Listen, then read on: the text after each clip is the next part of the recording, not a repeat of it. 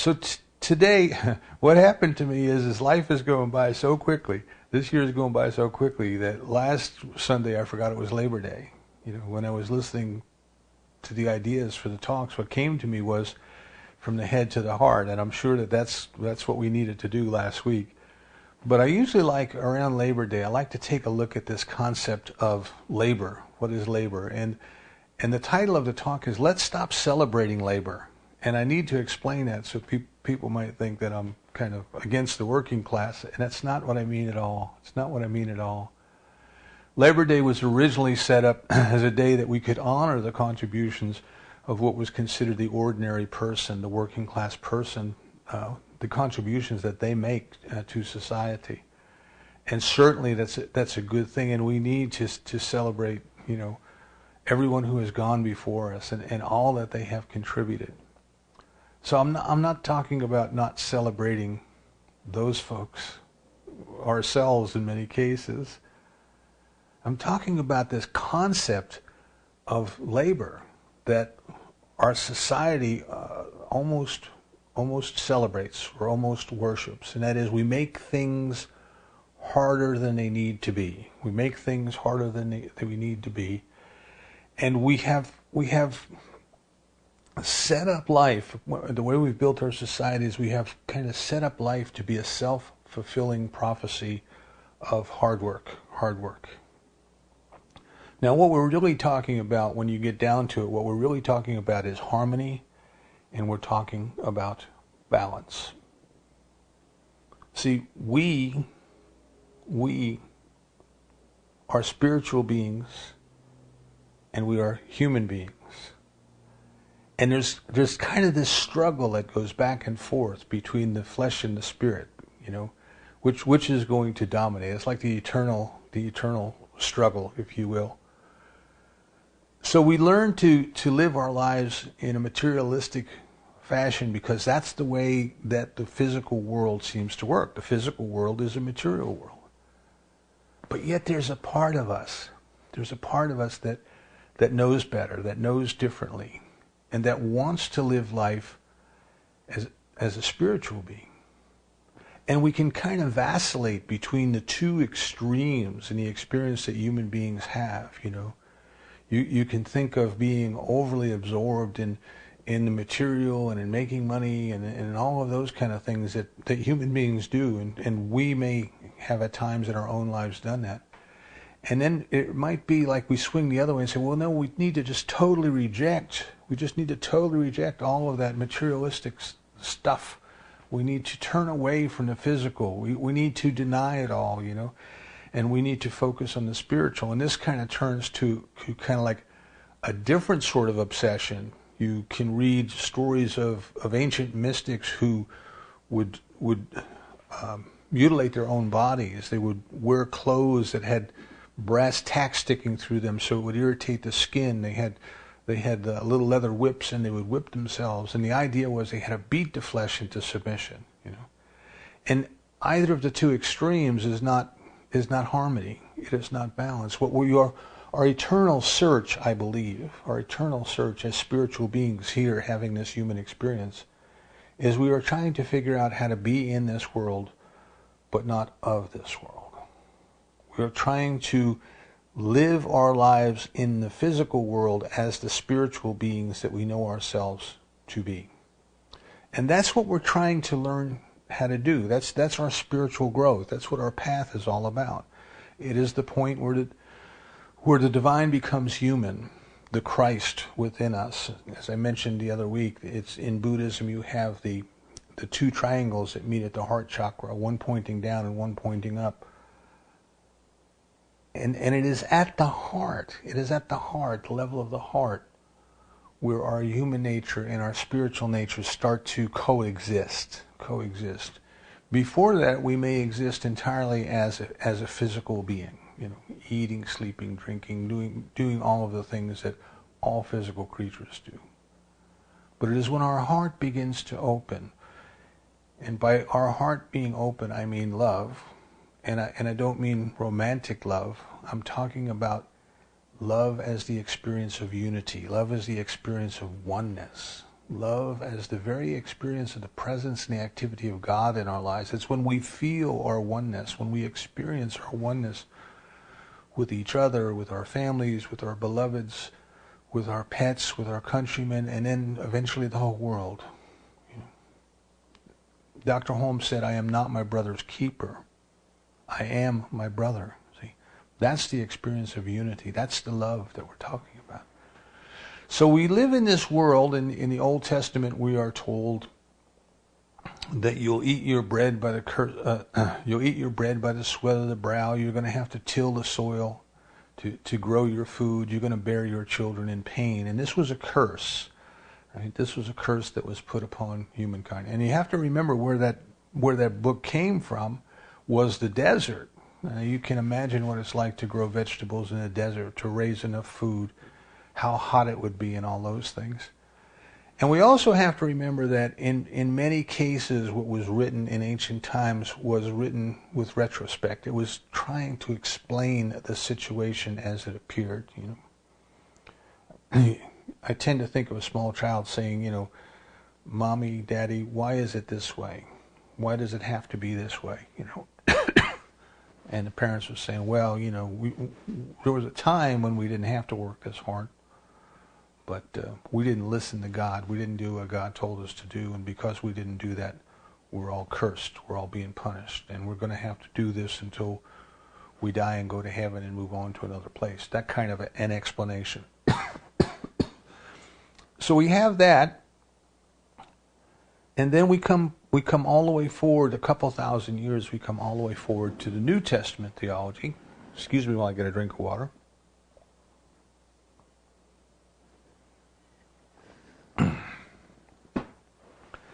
And there we are told, don't worry about tomorrow. Don't worry about where your money is coming from. Don't worry about what you're going to eat or where you're going to sleep. The Father in heaven knows all these things. Seek ye first the kingdom, and all these things will be given to you. Pray believing in your heart, and they shall be done. They shall be given to you. So we have these kind of two extremes. As I said, you have the one materialistic extreme, and then you have the one kind of seemingly spiritual view that almost is in opposition to the material. And what we're trying to do is we're trying to find the balance. We're trying to find the harmony between the two. So the first thing that we want to look at then is, what is this idea of work? Or as my boyhood hero Maynard G. Krebs used to say, work, work, like it was a bad word. Work, we used to joke when I was a kid that work was a 4-letter word. So in our society, in our culture, in this system of commerce that human beings have put together, and you have to keep that in mind, everything that you see about you is a system that has been created by human beings. Human beings have put this together. They have made rules, they have made regulations, they have printed money, they have created laws. Human beings have done all of these things and created things the way they are, created a society the way that it is. And if you contrast that with nature, if you go out in nature and you look at how the creatures of the forest, the fishes of the sea, and the birds in the air live, there's a total difference, right? And again, the New Testament tells us, think of the lilies of the field. Think of the birds of the air. They don't reap. They don't toil. They don't sow. But yet they're provided for. They're provided for. So we have this idea then that kind of left alone or without the addition of the human belief system, life knows exactly what to do. God knows exactly what to do. Nature knows exactly what to do. As the storm was coming up the coast last week, they ran an article in the Outer Banks newspaper about the ponies on Ocracoke Island. If you've ever been out there, there's a herd of wild ponies that they believe got there over 500 years ago when a Spanish galleon wrecked off the coast, and the horses swam ashore, and they started breeding, and they learned how to survive out there, and they've lived there for 500 years in a small herd. And what the drift of the article was, and they print this every time there's a hurricane going by Ocracoke, is that the horses know what to do. Don't worry about the horses. They've been there for 500 years. They know how to cope with a hurricane. In fact, the article said that the horses already sensed the change in barometric pressure, and they were moving to safer ground. Something within that horse was guiding it into a safer ground. And there's a couple of big trees that they get under, and they turn with their backsides facing the wind. And they huddle up together for mutual protection. How do they know how to do that? You know, who taught them how to do that? But there's an intelligence within them that guides them, that knows what to do. We, on the other hand, we go on, you know, we build a house right on the water, and then try to put sandbags in front of it, and all these things to control nature. The animals know what to do. They move away. See, they move away. They move around. They move away. So we have. When I say we, I mean the human race. We have built this society that has established rules and regulations about work and about money and about how things are, how things should be, how things are going to be. And we've all been born into that, and we have accepted that as that is the way it is. That is the way it is. And within that system, we have created this class division. Right? So why did we need a special day to honor the working class? Why is there any distinction to say that there is a working class as opposed to what? A non-working class? An elite class? A rich class? What is it? What is this concept? And it's been with us for as long as we've had history, just about. You know, in the feudal times, the monarchy in the castle, or the king in the castle, they owned the land. Now, why? Why did they own the land? Who said that they owned the land? Well, they did. They did. They had the power. They had the army. They had the knights, and they said, "This land is our land." And then they turned around and they gave stewardship of that land to the lords, to the landlords. And the idea was that the landlords were going to figure out how to make money off of that land, and they were going to pay tribute to the king. That's the way the system was set up. And then, of course, then came the peasantry, or the working class, and they had to work the land. They actually had to get in there and dig with shovels and hoes and till with plows, and they actually had to exert energy in order to produce something that could then be sold, that could generate money, that they could pay to the landlord, who could pay to the king, kind of a thing. Very simple, very simple world economics in a sentence. But that concept even continued when the Europeans came to this country. Here in South Carolina and North Carolina, I had been reading about some of the earliest disputes between the European settlers who came here and the land agents who were selling them the land. So the same idea happened. The crown gave the lord proprietors decision-making power over the colonies, and they were supposed to figure out how to make money off of it and send a big chunk of that money back to England. So they were trying to entice people to move into the colonies here, and to buy farms, and to improve the land, and to pay taxes and all those things, so they could be sending money back home. Same idea. Who says the King of England owned this land? What about the people who lived here before the Europeans came? All these ideas, but it was based on a set of rules that's all made up stuff. It's all made up stuff. It's all stuff that human beings have made up, and we have learned how to play by those rules. And part of those rules tells us that you must work hard for your money. You must go and you must do labor. You must do something, in many cases, do something that you really don't want to do so that you can get money to go and do what you really do want to do. That's the way that the system is set up. And we have bought into that. See, that is kind of leaning over to the material side of the proposition that we put up earlier.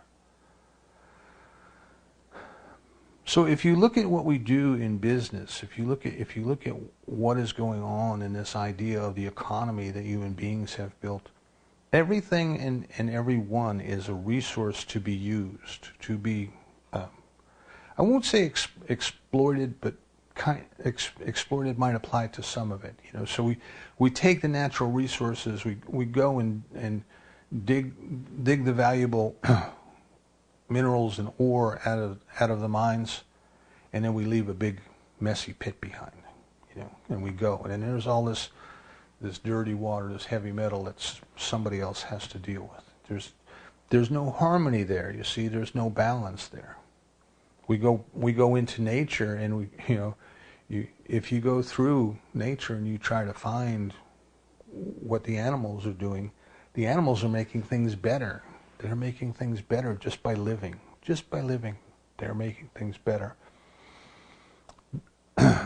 Human beings had hunted the wolves to extinction in Yellowstone area. They were a natural predator. They had been there for thousands, maybe millions of years, who knows. They've been there for a very long time. They were part of the ecology, part of the ecosystem that was there. And of course, when humans went out and started to replace the buffalo with cattle, well, we had taken away the natural supply of food for these animals, and they began to eat the cattle. They were cutting into profits. They needed to be done away with, and they were, you know. And that's kind of the mindset of everything is here for me to use. I have dominion over it, and I'm going to use it. But several years ago, they went back and reintroduced wolves into Yellowstone Park, and I was reading an article about the transition of the park after they reintroduced the wolves. You know, and now we're on the verge again of kind of hunting them out again, kind of driving them out again. But the entire park changed. Because what the wolves were doing was they were culling out the old and sick buffaloes from the herd, and that made the buffalo herd stronger. And where they were going, where the wolves were going, along the creeks and things like that, the deer would no longer go down that close to the water. The deer had been eating the grass all the way down to the water, causing silt to build up in the rivers. But because the wolves were reintroduced, the deer were much more careful about where they would go to get their drinking water. They wouldn't just walk anywhere they wanted. They wouldn't graze all up and down the riverbanks. So the riverbanks started to become more stable. There was less silt in the rivers. Fish started to come back into areas that they hadn't been in because the water was too muddy for them to live there. And the entire ecology of the park started to change. Different kind of trees were coming back into certain areas because those areas had been overgrazed, and now, as I say, the grazing animals wouldn't go in there anymore, and these trees started to come back, and the whole park changed. And all I could think of when I was reading that is there's a harmony to life, there's a balance to life. Nature itself knows what to do without the interference of the human intellect, without the interference of the human mind that says, this is bad, I'm going to eliminate it. Or this is only here for my use, so I'm going to hunt it to extinction. You know? If you've ever seen the pictures of the buffalo heads back in the 1800s when men went out and hunted the buffaloes to get them off the plains to create room for cattle and to deny the native people of their food source. And there was just these huge piles of animal heads where they had been there by the thousands, you know. And they had such an important place in the ecology of the plain states because their hooves, as they walked, their hooves would break up the hard pan, which made it the area suitable for what they call the buffalo grass to grow. And of course they had been eliminated, and then the ground turns hard again, and then human beings with their intellect try to go figure out, how am I going to grow grass? How am I going to grow food in this hard soil? And yet nature already knew what to do. So all I'm saying is, if we look at the contrast, we as human beings have made a choice, perhaps not a conscious choice, but we have made a choice. We have built a system, and in that system we have made things harder than they need to be if we could learn to live in harmony. Now, one of the things, and let me just say quickly, right? Remember, I keep talking about the 3 levels. So level 1 values you for what you do. How many widgets did you sell last quarter? You know, that kind of thingy. Level 2 values you for what you know. What can I learn from you in order to be the best at whatever I want to be the best at? When I'm at level 2, I am not impressed by what people do. I'm impressed by what I can learn from them. And at level 3, a person's value is intrinsic to the fact that they are alive. They are alive. So in level 1, the people that are deemed most valuable are the ones who are the richest or who can do the hardest things. We kind of put our athletes up on a pedestal and we idolize them, and we pay them millions and millions of dollars a year. Why? Because they can do something that's hard to do. They can do something better than other people can. They can do something that is hard, and they can do it better than other people can. So why is that worth millions of dollars? Because society at that level of consciousness values doing. And not only values doing, but it values doing something that is hard. Now, the result of that is that if you want to do something and you think it's valuable, then it must be hard. That's the way the logic goes. If it's too easy, it's not valuable. If we could walk outside and pick our food off of the trees and just bring it inside and wash it off and eat, well, that wouldn't be hard at all, would it? Can't be very valuable. So it's looked down upon. And what happens is we tend to make things more difficult than they need to be so that we can feel that we've done something valuable. And in many cases, it doesn't need to be that hard. It doesn't need to be that way. So the prime example is your spiritual growth. See, there's a part of us that, even though the human wants to reach out, and the human part of us wants to control things, and the human wants to build systems and all, and put things in place and have rules and regulations that kind of help one class move above the other and then honor the other class and all this kind of things that human beings do. There's a part of us that knows that that's not the way it should be. There's a part of us that knows that we are spiritual beings. There's a part of us that knows that there's a knower within that knows exactly what to do and when to do it and how to do it. So we want to reach out in our spiritual growth, right?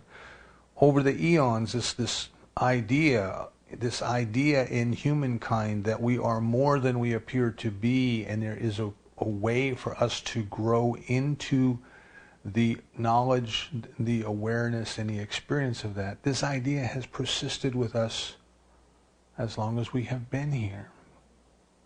There's a little spark within us. You know, as the poet says, it's a spark that we can desecrate, but we can never extinguish. There's something within us that's calling us to say, you're so much more than that. You're so much better than that. There's so much more going on here. So there's a part of us that recognizes that our spiritual growth is valuable. And because we have bought into the belief system that says that which is valuable must be hard, then we tend to believe that our spiritual growth must be the hardest thing that we can do. We have to struggle for it. We have to make time for it.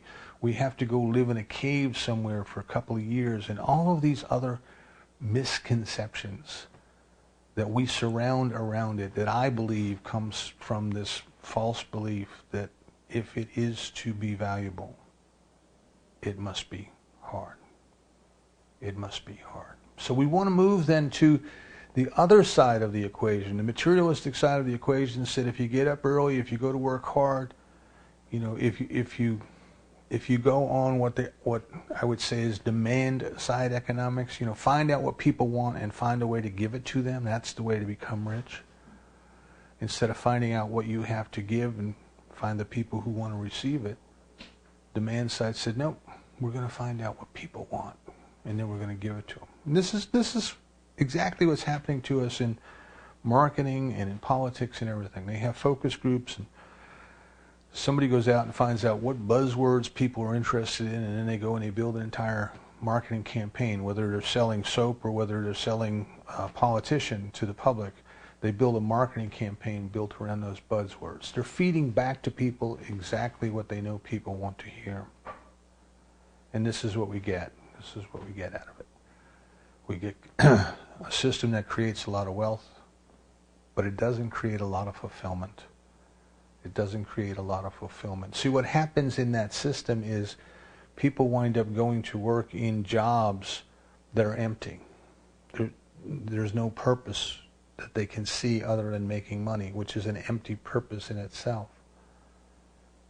Not that money is bad, right? If we swing over to the spiritual extreme and we reject all the material things, we might say, well, money is bad.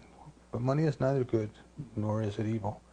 But what I'm saying is if we are working and there's no fulfillment, there's no joy, there's no sense of self-expression, there's no sense of value, intrinsic value in what we're doing, it is empty. It is empty work. I was reading an article last week about turnover in the fast food industry. And one of the local restaurant chains here, their turnover is more than 130% a year.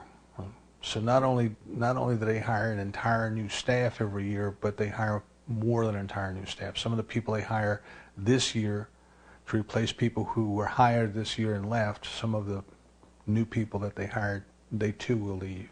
They too will leave. And their way of combating that, or their way of dealing with that and keeping their doors open to do business, has been to take the jobs and make them so simple that the learning curve to train somebody how to do whatever tasks they need to do in that fast food restaurant, it only takes a couple of weeks to bring them up to speed.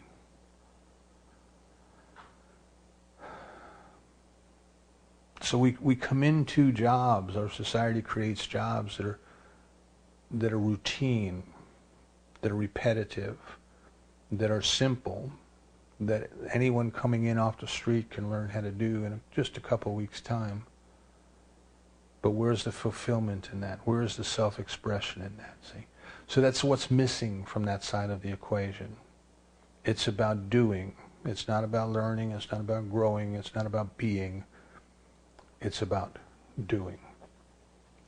Now we come over to the other side. We come over to the spiritual side, and we hear things like, don't worry about tomorrow. Don't worry about where your money is going to come from. Seek first the kingdom. Seek ye first the kingdom, and all of these things will be added unto you.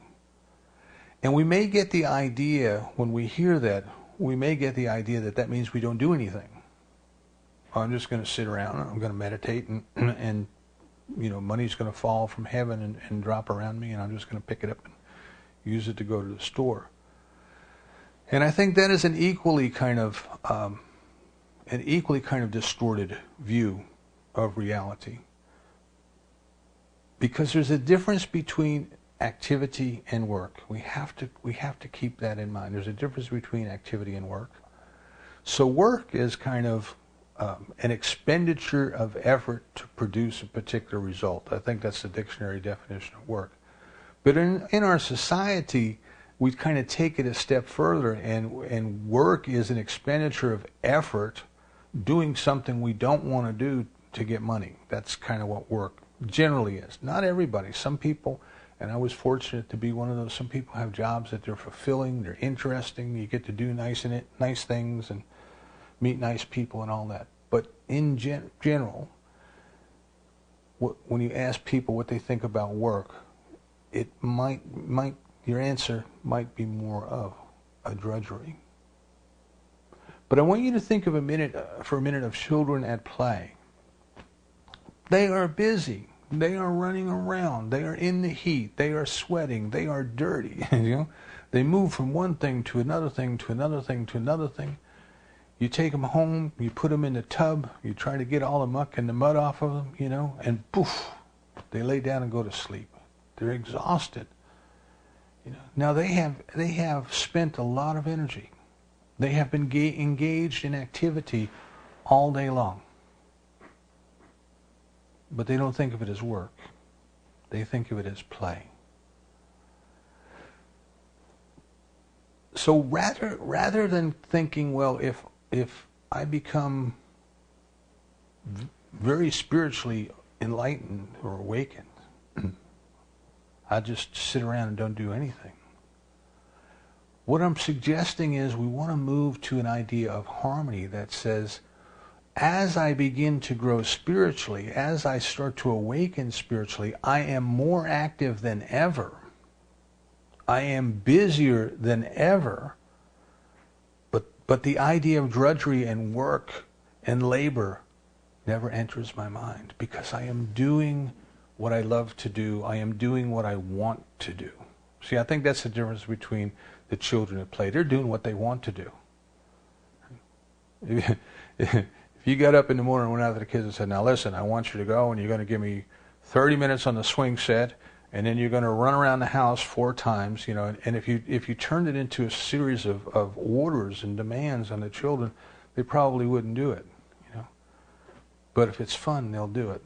And I guess it's, Mark Twain gave us the boys whitewashing the fence because they were told it was a great fun thing to do. So they were all out there whitewashing the fence because it was so much fun.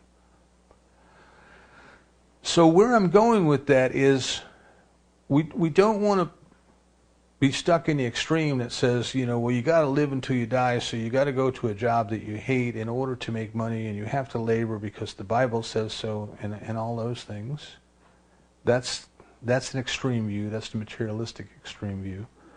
And we don't want to say, well, I don't have to do I'm not going to do anything. I'm not going to be engaged in any activity because I'm just going to sit and meditate all day. That's a different extreme. And the harmony that we might want to or might need to start with as we awaken is we might want to say, but what fulfills me? Maybe I can be active in something that fulfills me. And instead of it feeling like work, it feels like play. I'm busy, I'm engaged, I'm doing things, but I'm loving it. See, I'm loving it.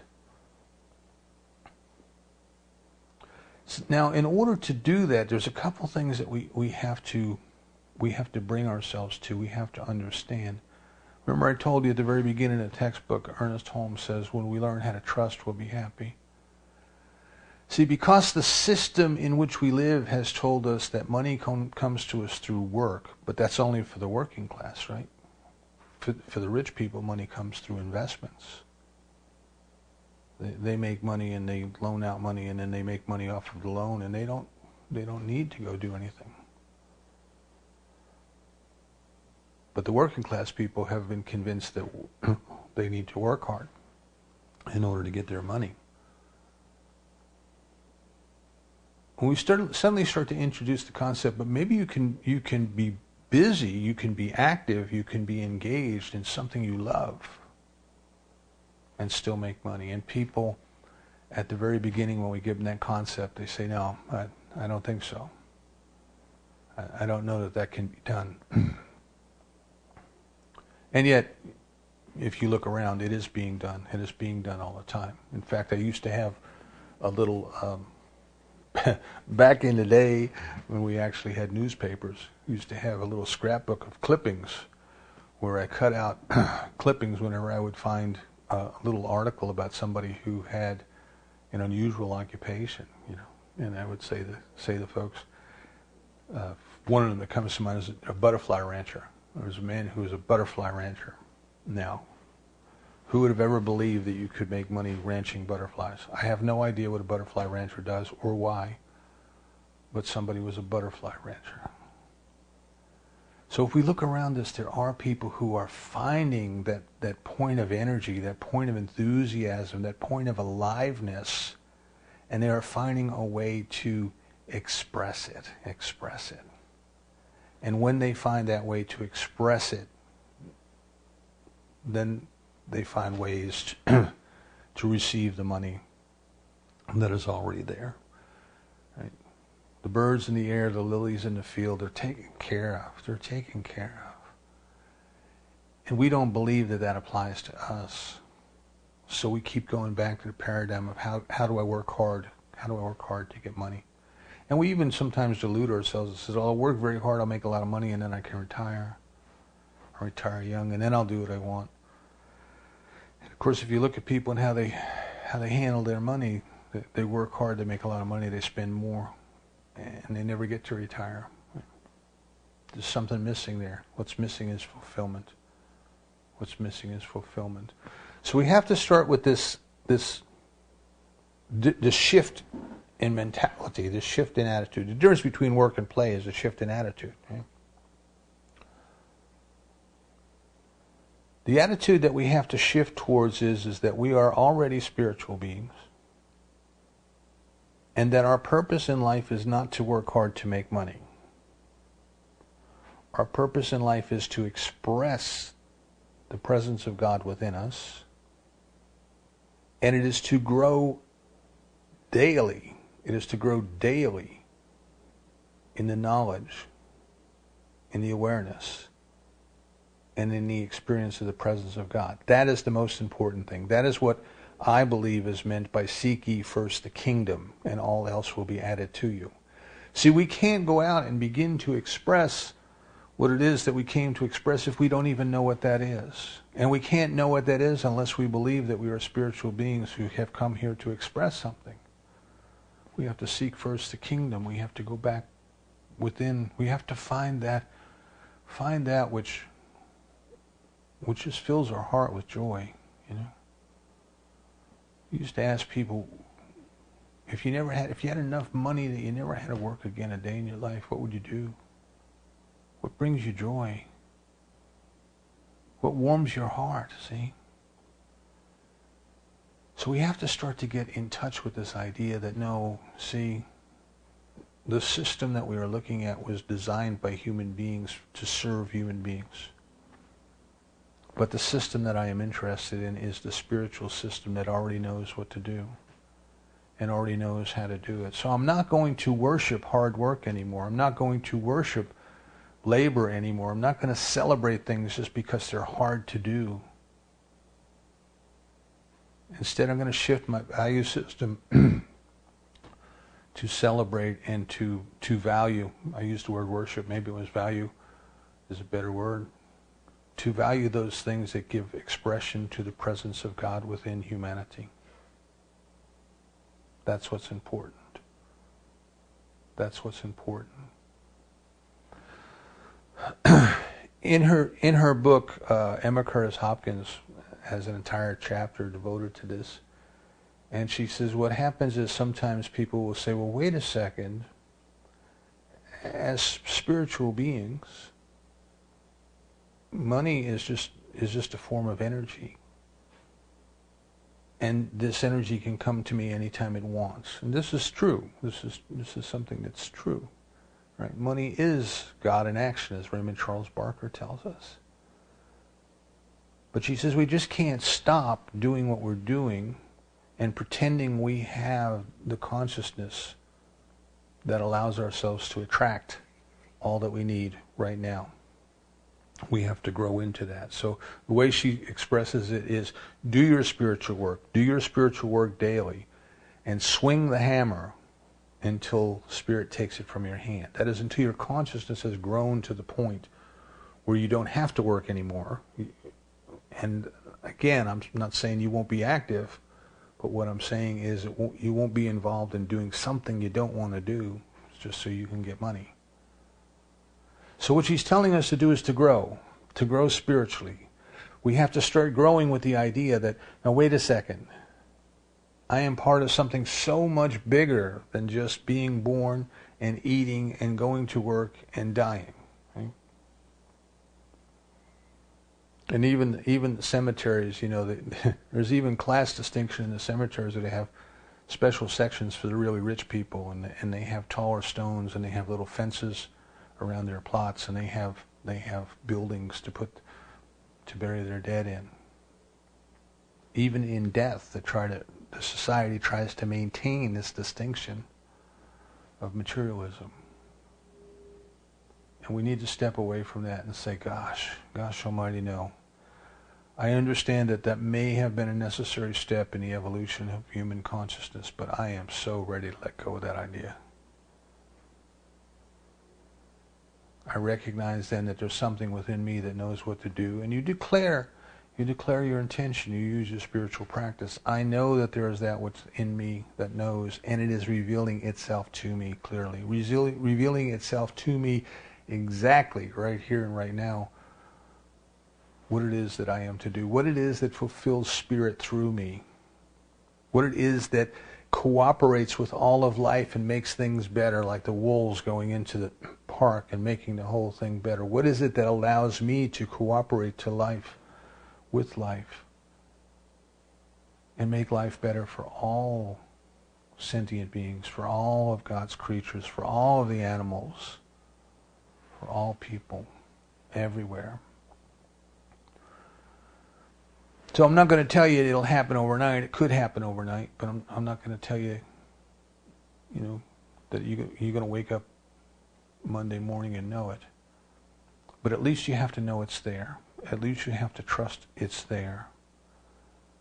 If you're working hard at a job that you don't want to be in, then tell yourself that Spirit within you knows the next step for you, knows how to lead you out of that position into one that's going to help you to move forward into your self-expression, into your spiritual nature, into the self-givingness of God as you and through you, which is Holmes' definition of love, self-expression of Spirit.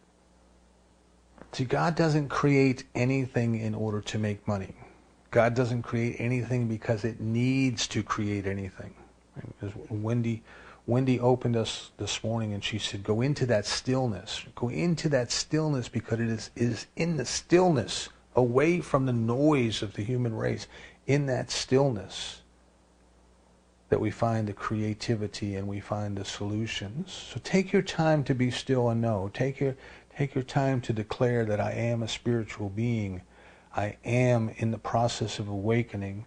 Divine love this day is guiding me where I need to be in order to give of the gifts and talents that God has given to me in a wonderful way, in service to the spirit of humankind, as Dr. Holmes would tell us, in service to the spirit of humankind. Materialism is about what we're going to get. Growing is about what we have to give. And mysticism is about what we are. Let's move out of level 1. Let's firmly plant our flags in level 2. And let's open ourselves up to the experiences of level 3. When you get to level 3, you won't need to listen to a talk, read a book. You'll be it. You'll be it. But now we're on a journey. Now we're on a way. There's something within you that wants to give. There's something within you that wants to express. If you can't do it through your work, supplement your work with charity, with giving, with volunteering, with a hobby, with something that allows you to express the joy that's already within. So I'd like to close this morning with a chapter from, in lieu of a closing treatment, we're going to close with a chapter from one of my favorite books, The Prophet by Khalil Gibran. I know many of you have read it. It's in the public domain now, so we can always share an excerpt for teaching purposes, but I just want to let you know I did check, and I did make sure that it says in the public domain. But this is what Gibran, the mystical poet, writes about work.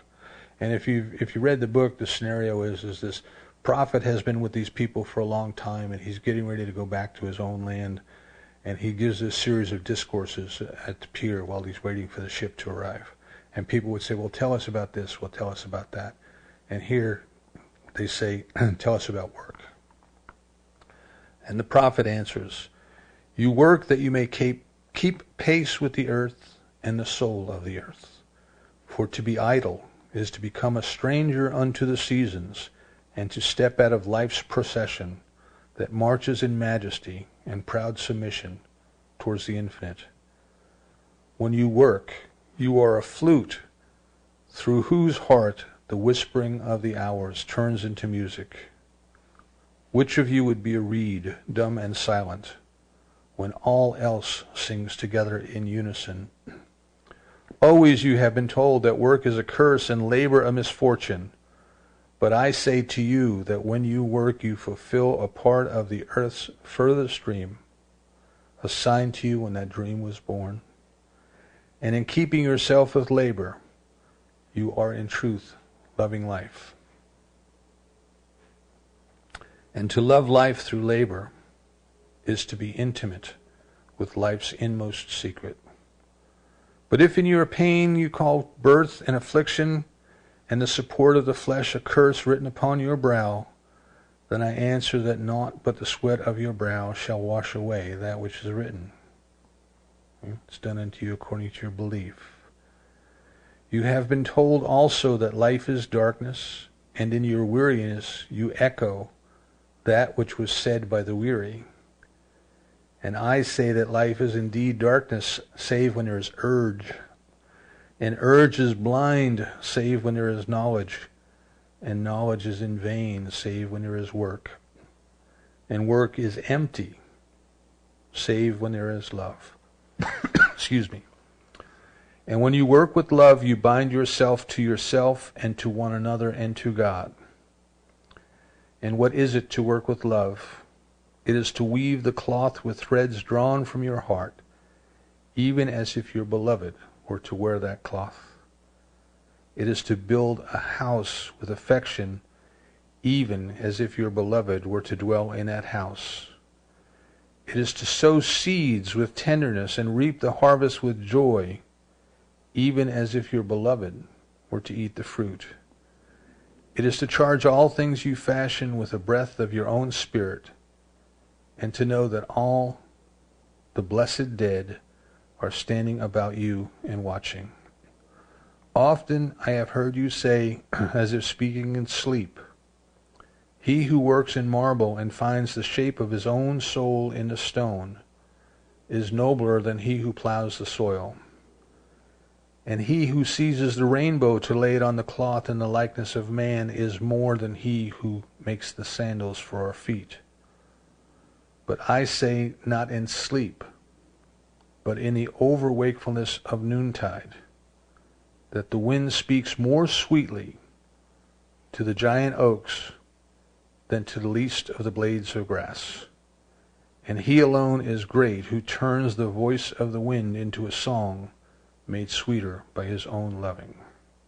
I'm sorry, I've got to correct it. The wind speaks not more sweetly to the giant oaks than to the least of all blades of grass.